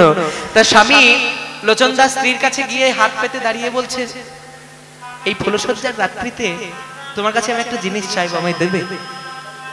স্বামী, আজকে তুমি যা চাইবে আমি তোমায় তাই দেবো, বলো কি চাও, দিতে পারবে তো? না, আমার যদি সামর্থ্য মতো হয় আমি অবশ্যই দেবো, অবশ্যই দেবো যদি আমার সামর্থ্য মতো হয়। লোচন দাস চাইল, জানো তো, আমার অনেক দিনের ইচ্ছে আমি গৌর ভজন করব, আমার অনেক দিনের ইচ্ছে এই সংসারের মধ্যে আমি থাকবো না, আমি বৃন্দাবনে যাব। আজকে এই ফুলশয্যার রাত্রিতে আমি তোমায় ভিক্ষা করলাম, আমায় তুমি এই সংসার থেকে মুক্তি দাও, আমায় তুমি বৃন্দাবনে যাবার অনুমতি দাও। আর যেই না বলেছে বৃন্দাবনে যাবার অনুমতি দাও, আর থাকতে পারলেন না। ছুটতে ছুটতে যখন স্বামী চলে গেল বৃন্দাবন, বৃন্দাবনে গিয়ে গুরুদেবের কাছে বলছে, গুরুদেব আমাকে গৌর ভজনের অধিকার দিন, আমি গৌর ভজন করতে চাই, আমাকে গৌর ভজনের অধিকার দিন। গুরুদেব বলছে, ধ্যাত তেরি গৌর ভজনের অধিকার, বললি আর গৌর ভজনের অধিকার দিয়ে দেওয়া হয়? এই তো বিয়ে করে এলি, এখন বাড়িতে তো জ্বলন্ত অগ্নি দাও দাও করে জ্বলছে, তুই স্ত্রীকে ছেড়ে দিয়ে চলে আসতে পেরেছিস? গৌর ভজন যদি করতে হয় তাহলে স্ত্রীকে ছেড়ে আসতে হবে, সংসার ছেড়ে আসতে হবে, পারবি? স্ত্রীর কাছে আগে অনুমতি নিয়ে আয়, তারপরে আমি তোকে গৌর ভজন অধিকার দেবো। এই করতে করতে একেবারে 10 বছর পেরিয়ে গেল। 10 বছর পেরিয়ে গেল, গুরুদেব দীক্ষা দিলেন না। এবার 10 বছর পর লোচন দাস মনে মনে চিন্তা করছে, আজকে গুরুদেবের একদিন কি আমার একদিন, হয় আমি দীক্ষা নেব, হয় আমি সংসার ছাড়বো, না হয় এই বৃন্দাবন ছেড়ে আমি বেরিয়ে যাব। হয় আজকে আমি গুরুদেবের কাছে গুরু সেবার অধিকার নেব, আমি এই গৌর সেবার অধিকার নেব, না হয় আমি বৃন্দাবন ছেড়ে চলে যাব। এবার 10 বছর পর লোচন দাস স্ত্রীর কাছে আসছে। বিবাহের রাত্রিতে, ফুলসজ্জার রাত্রিতে চলে গেছিল বৃন্দাবন। এবার ফুলসজ্জার রাত্রি 10 বছর পর এইবার যখন আসছে ওই স্ত্রীর কাছে, শ্বশুর বাড়িটা কোথায় জানো? শ্বশুর বাড়িটা হচ্ছে বোলপুর শান্তিনিকেতনের খুব কাছাকাছি জায়গা, জায়গাটার নাম হচ্ছে রায়পুর। তোমাদের গ্রামের নাম যেমন রায়পুর, ওই জায়গাটার নামও রায়পুর, কাকুটিয়া রায়পুর। ওই রায়পুর থেকে যেতে হয়, যে জায়গাটার নাম হচ্ছে কাকুটিয়া। সেই কাকুটিয়াতে লোচন দাসের শ্বশুর বাড়ি। এইবার যখন 10 বছর পর যখন শ্বশুর বাড়ি ফিরছে লোচন দাস, ফুলসজ্জার রাত্রিতে শ্বশুর বাড়ি গিয়েছিল। এবার যখন শ্বশুর বাড়ি ফিরছে 10 বছর পর, লোচন দাসের আর মনে নেই কোনটা শ্বশুর বাড়ি। 10 বছর পর ফিরছে, স্ত্রীকেও মনে নেই, শ্বশুর মশাইকেও মনে নেই, শ্বশুর বাড়িটাও মনে নেই। এবার যখন আসছে ওই শ্বশুর বাড়ি গ্রামে যখন প্রবেশ করেছে, কাউকে যখন কোথাও দেখতে পাচ্ছে না, শ্বশুর বাড়ি কোথায় যখন আর মনে আসছে না, দেখতে পেল একটা মেয়ে মাথায় ঘোমটা দিয়ে, কাঁখে কলসি দিয়ে ঘুঙুর বাজাতে বাজাতে আসছে। কাঁখে কলসি নিয়ে ঘুঙুর বাজাতে বাজাতে যখন আসছে, লোচন দাস তাকে দেখে মনে করেছে, এই গ্রামের মেয়েটাকে আমি বরং জিজ্ঞাসা করে দেখি আমার শ্বশুর বাড়িটা বলে দিতে পারে কিনা। আসলে সেই মেয়েটা ঘোমটা মাথায় দিয়ে কে জানো? সে অন্য কেউ নয়, সে হচ্ছে লোচন দাসের বউ। এবার মাথায় ঘোমটা নিয়ে যখন তার স্ত্রী আসছে, দেখে চিনতে পারেনি। এবার স্ত্রীর কাছে গিয়ে বলেছে, ও মা, মা, ও মা, আমায় বলতে পারো আমার শ্বশুর বাড়িটা কোন দিকে? আরে শ্বশুর মশাইয়ের নাম। যখন শ্বশুর মশাইয়ের নামটা বলে দিয়েছে, স্ত্রীর তো মাথায় হাত। এলো 10 বছর পর এলো, শ্বশুর বাড়ির নামটা ভুলে এলো। 10 বছর পর এলো, শ্বশুরকে ভুলে এলো। আসুন আসুন, আপনাকে আমি দেখিয়ে দিচ্ছি আপনার শ্বশুর বাড়িটা কোথায়। এবার আগে আগে স্ত্রী যাচ্ছে মাথায় ঘোমটা দিয়ে, আর পিছন পিছন লোচন দাস যাচ্ছে। এবার যখন পিছন পিছন গিয়ে শ্বশুর বাড়িতে প্রবেশ করেছে, শ্বশুর মশাইকে যখন দেখতে পেয়েছে, যখন জানতে পেরেছে যাকে আমি মা বলে ডেকেছি সে আমার মা নয়, সে আমার বউ। যাকে মা বলে ডেকেছি সে মা নয়, সে আমার নিজের স্ত্রী। ছুটতে ছুটতে গুরুদেবের কাছে গিয়ে বলছে, গুরুদেব, আমি পেরেছি আমার স্ত্রীকে ছেড়ে আসতে, আপনি ওই গৌর ভজনের অধিকার দিন। হ্যাঁ, এই তো তুই গেলি, এত তাড়াতাড়ি তোর বউ তোকে ছেড়ে দিল? গুরুদেব, যাকে আমি মা বলে ডেকে ফেলেছি তাকে আর কি করে বউ বলি বলুন? জানেন তো গুরুদেব, আমার স্ত্রীকে আমি মা বলে ডেকে ফেলেছি। এখন ওই মাকে যদি আমি আবার স্ত্রীর আসনে বসাতে যাই, তাহলে আমার ওই মাতৃ শব্দের আর সম্মান থাকবে না, মাতৃ শব্দের অসম্মান হবে। আর মাকে তো আমি আর স্ত্রীর আসনে বসাতে পারবো না। কাজে আমি পেরেছি আমার বউকে ছেড়ে আসতে, আমি পেরেছি সংসার ছেড়ে আসতে, আপনি আমায় গৌর ভজনের অধিকার দিন। সেই লোচন দাসকে মহাপ্রভু এমন ভাবে কৃপা করেছিল যে স্বয়ং মহাপ্রভু প্রত্যেক দিন সন্ধ্যাবেলা মহাপ্রভু এসে জঙ্গলের মধ্যে লোচন দাসকে পাহারা দিয়ে যেতেন, যাতে লোচন দাসের জঙ্গল পারাপার করতে কোনো অসুবিধে না হয়। প্রত্যেক দিন সন্ধ্যাবেলা লোচন দাস যেত হাতে প্রসাদ নিয়ে, আর মহাপ্রভু এসে পিছন পিছন নুপুর বাজাতে বাজাতে যেতেন। একদিন দিনের বেলা রান্না করেছে, রাত্রেবেলা খাবার জোটেনি। দিনের বেলা ভিক্ষা করেছে, রাত্রেবেলা ভিক্ষা দিতে পারেনি। ভিক্ষা দ্রব্য জোগাড় করতে না পেরে যখন রাত্রেবেলা মহাপ্রভু অভুক্ত অবস্থায় আছে, মহাপ্রভু লোচন দাসকে বলল, লোচন, আমায় খেতে দিবি না? খুব খিদে পেয়েছে আমার, খেতে দে। চুপ করো তুমি, ধমক দিয়ে দিল লোচন দাস। কেন পড়ে আছো আমার মতো এই গরিবের কাছে? পারো না? তোমার কত বড় বড় ভক্ত আছে, তারা তোমার সোনার থালায় সেবা দেবে, তারা তোমার রূপোর থালায় সেবা দেবে। আমার মতো এই মাটির থালায় এই দুমুঠো অন্ন পাওয়ার জন্য তোমার কিসের প্রয়োজন? যাও না, অনেক বড় ভক্ত আছে, হা গৌর বলে ডাকবে। আমি দুবেলা দুমুঠো খেতে দিতে পারি না তোমায়, আমার মতো গরিবের কাছে পড়ে থাকার কোনো যুক্তি আছে তোমার? যাও তাহলে যাও। মহাপ্রভু বলল, লোচন, আমি যে কাঙালের দ্রব্য বড় ভালোবাসি, এই জন্য আমার নাম হচ্ছে কাঙাল সখা। কাঙালের দ্রব্য আমি বড় ভালোবাসি। বেশ, আমি তোকে অনুমতি দিলাম, দিনের বেলা যে রান্না তুই করবি সেই রান্না তুই আমার জন্য রাত্রের জন্য তুলে রাখবি। এখনো পর্যন্ত সেই কাকুটিয়া গ্রামে দিনের বেলা যে রান্না করা হয় রাত্রেবেলার ভিক্ষার জন্য যেতে নেই, দিনের বেলায় রান্না করা অন্ন মহাপ্রভুর জন্য রাত্রেবেলা নিবেদন করা হয়। সেই লোচন দাস আজকে দাঁড়িয়ে বলছে, লোচন দাস বলে কেন নয়ন দিলি গৌর পাল, লোচন দাস বলে কেন নয়ন দিলি গৌর পাল, কুল খাইলি আপনি গো, কুল খাইলি আপনি গো, কুল খাইলি কুল খাইলি, বাপ কুল শ্বশুর কুল কুল খাইলি, বাপ কুল শ্বশুর কুল খাইলি, আমার জ্ঞান কাণ্ড কর্মকাণ্ড, জ্ঞান কাণ্ড কর্মকাণ্ড আমার কুল খাইলি, আমার কুল খাইলি। লোচন দাস বলে কেন নয়ন দিলি গৌর পানে, লোচন দাস বলে কেন নয়ন দিলি গৌর আমার পানে, কুল খাইলি আপনি গো, কুল খাইলি আপনি গো, কুল খাইলি আপনি আপনি। তাই রাধা মোহন পদ, ওই যে রাধা মোহন দাস তিনি লিখছেন, কি লিখছেন না, ক্ষোভিত দুরমতি রাধা মোহন নামক নিরুপম লীলা, বলে নিরুপম লীলা রে রাধা মোহন পদ নিরুপম লীলা রে,